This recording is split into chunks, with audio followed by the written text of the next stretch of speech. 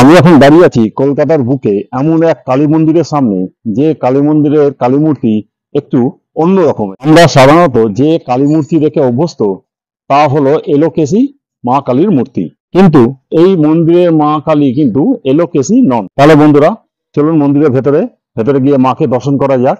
আর এই মন্দিরের সমস্ত তথ্য সব বিস্তারে দেব আমি, সুখেন। আমার ছোট্ট ইউটিউব চ্যানেল ভ্রমণ প্রিয়বাসী সুখেনে আপনাদের সকলকে স্বাগত। এই মন্দিরটি হেরিটেজ তকমা পেয়েছে এবং এইটা হলো মন্দিরের মূল প্রবেশদ্বার। এই রাস্তা দিয়ে মন্দিরের ভেতর ঢুকে যাবেন। মন্দিরের ভেতর গেলেই আপনারা বাঁ দিকে আরো একটি লোহার গেট দেখতে পাবেন। এই গেট দিয়ে ভেতরে চলে যান।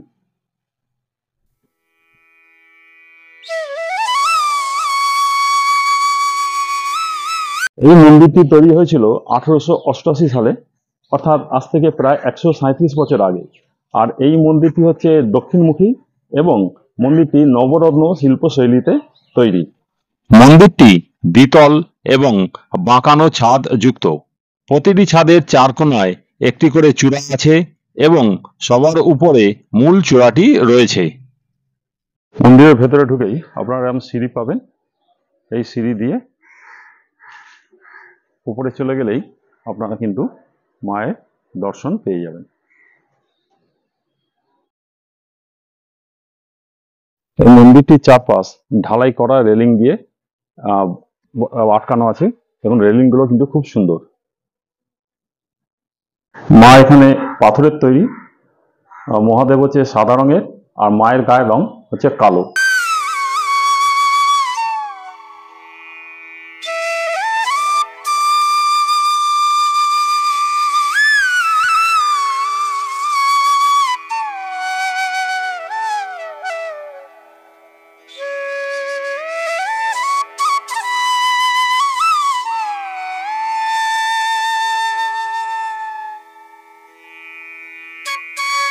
কথিত আছে বলরাম ঘোষ মহাশয়ের উত্তরসূরি তুলসীরাম ঘোষ মহাশয়কে মা স্বপ্নে দেখা দিয়েছিলেন।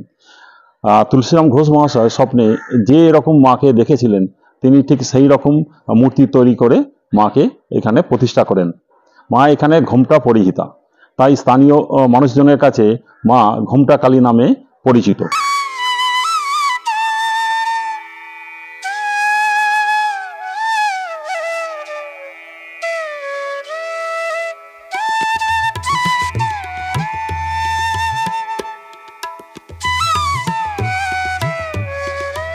এই মন্দিরে মাকে ভোগে দেওয়া হয় নুন ছাড়া লুচি, 5 রকম ভাজা আর মিষ্টি।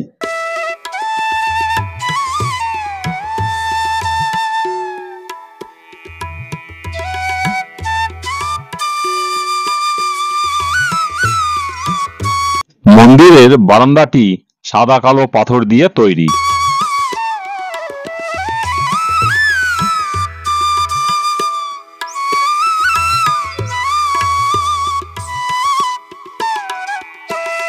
এই মায়ের মন্দিরের ঠিক উল্টো দিকেই আছে একটি নাট মন্দির।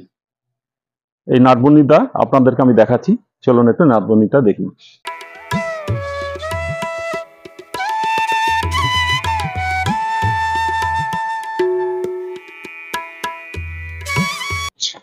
নাট মন্দিরটি যথেষ্ট বড়, চারিদিকে বড় বড় মোটা মোটা থাম আর তার উপরে ছাদ। ছাদটি লোহার কড়ি বর্গা দিয়ে তৈরি। নাট মন্দির থেকে মাকে সরাসরি দেখা যায়। এই মন্দিরের দুপাশে আছে দুটো শিব মন্দির। এই একটা শিব মন্দির আর এই একটা হচ্ছে শিব মন্দির। শিব মন্দির দুটি আটচালা শিল্প রীতিতে তৈরি। এই শিব মন্দিরে শিবলিঙ্গগুলি হচ্ছে কোষ্ঠী পাথর দিয়ে তৈরি। একটি শিবলিঙ্গের নাম হরেশ্বর, আরেকটি শিবলিঙ্গের নাম হরপ্রসন্ন।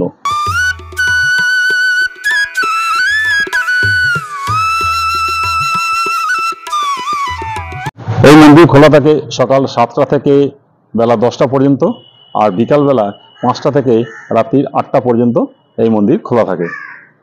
আর সপ্তাহে 7 দিনই এই মন্দির খোলা থাকে। शिवाय ओम नमः शिवाय ओम नमः शिवाय ओम नमः शिवाय ओम शांति शांति शांति शांति। हरे गंगे हरे गंगे हरे गंगे हरे गंगे हरे माधे हरे माधे हरे नाम। আমার নাম শ্রীমোহন হামির বাসিয়া, আমি কাছেই থাকি। আর এই মন্দিরতে জল ঢালতে আমার দাদু এই মন্দিরতে জল ঢালতে আমার দাদু আসতো, তারপরে আমার বাবা আসতো, তারপরে আমি আসছি। 100 বছর ধরে তো আমি দেখতে পাচ্ছি। আর আপনি বলেছেন কি 137 বছর আছে। ভালো, এটা কিন্তু আমি জানি খুব পুরনো মন্দির এটা। আচ্ছা, এই মন্দিরে এসে আপনার কেমন লাগে? খুব ভালো, শ্রদ্ধা আছে। এখানে অনেক লোক আসতো আগে। তো এইরকম একটি হেরিটেজ মন্দিরে কিন্তু যথেষ্ট যত্নের অভাব আছে। আমার মনে হয় এই মন্দিরটিকে আরো যত্ন নেওয়া উচিত। আপনাদের কি মনে হয় বন্ধুরা? আমাকে কমেন্ট করে জানান।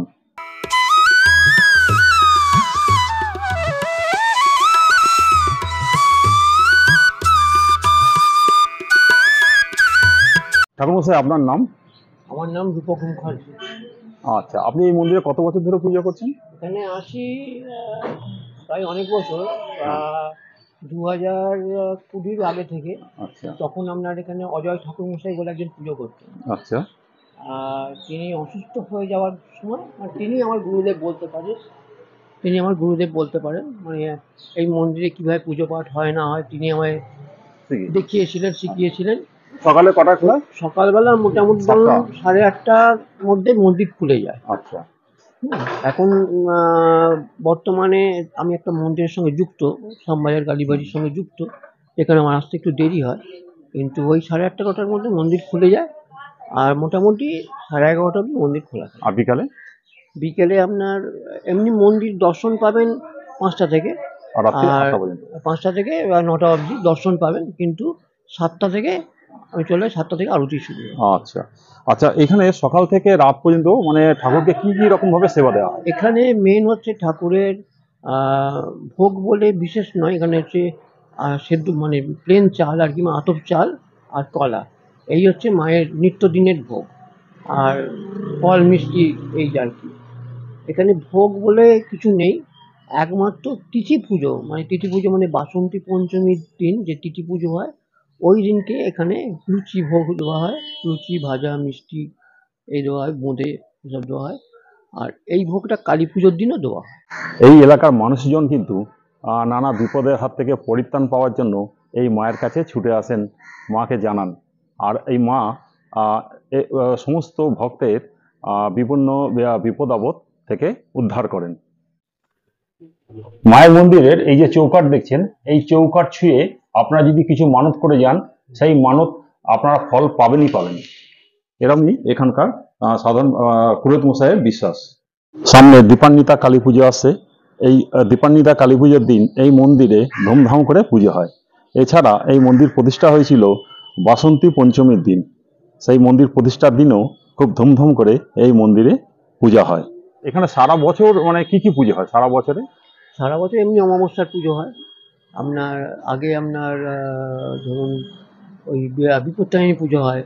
আর মায়ের সামনে একটা দেখবেন সিংহর মূর্তি আছে, একটা জগদ্ধাত্রী পুঁতি আছে। সেই জগদ্ধাত্রী পুঁতি আর ওই সিংহটাকে রেখে সামনে জগদ্ধাত্রী পুজোর দিন একটা জগদ্ধাত্রী পুজো হয় সামান্যভাবে, এবং হোম হয়। দীপান্বিতা কালী পুজো তো হয়, ওটাও হয়। আর হচ্ছে বাসন্তী পঞ্চমীর দিন মন্দির প্রতিষ্ঠাতা, ওই দিনকে তিথি পুজো হয় এবং হোম হয়। আর দুর্গা পুজোর নবমীর দিন, দুর্গা পুজোর কদিন মাকে দুর্গারূপেই পুজো করা হয়। সেই নবমীর দিনকে বিশেষভাবে মাকে পুজো করে হোম করা হয়। হাওড়া বা শিয়ালদা থেকে প্রচুর বাস আছে যেগুলো শ্যামবাজার 5 মাথার মোড়ে আসছে, বা অন্যান্য জায়গা থেকেও প্রচুর বাস আছে যেগুলো শ্যামবাজার 5 মাথার মোড়ে আসছে। আপনারা শ্যামবাজার 5 মাথার মোড়ে এসে ভূপেন বোস অ্যাভিনিউ ধরে সোজা চলে আসুন মহারাজা মনীন্দ্র কলেজের সামনে। এই যে হচ্ছে মহারাজা মনীন্দ্র কলেজ। এই মহারাজা মনীন্দ্র কলেজের ঠিক উল্টো দিকেই হচ্ছে শ্যামবাজার মেট্রো স্টেশনের 4 নম্বর গেট। আপনারা যদি মেট্রো করে আসেন তাহলে নেমে পড়ুন শ্যামবাজার মেট্রো স্টেশনে, আর সেখান থেকে আপনারা মেট্রো স্টেশন থেকে 4 নম্বর গেট দিয়ে বাইরে চলে আসুন। আর এটা হচ্ছে মেট্রোর 4 নম্বর গেট। এই দেখুন শ্যামবাজার মেট্রোর 4 নম্বর গেট। এই 4 নম্বর গেট দিয়ে আপনারা বাইরে যখনই বেরোবেন, বেরিয়ে বাঁ দিকে গিয়ে এই যে সামনে যে বাঁদিকে যে রাস্তাটা ঢুকে যাচ্ছে, এই রাস্তা হচ্ছে শ্যামবাজার স্ট্রিট। এই শ্যামবাজার স্ট্রিট ধরে ভেতর দিকে, পাড়ার ভেতর দিকে চলে যাবেন।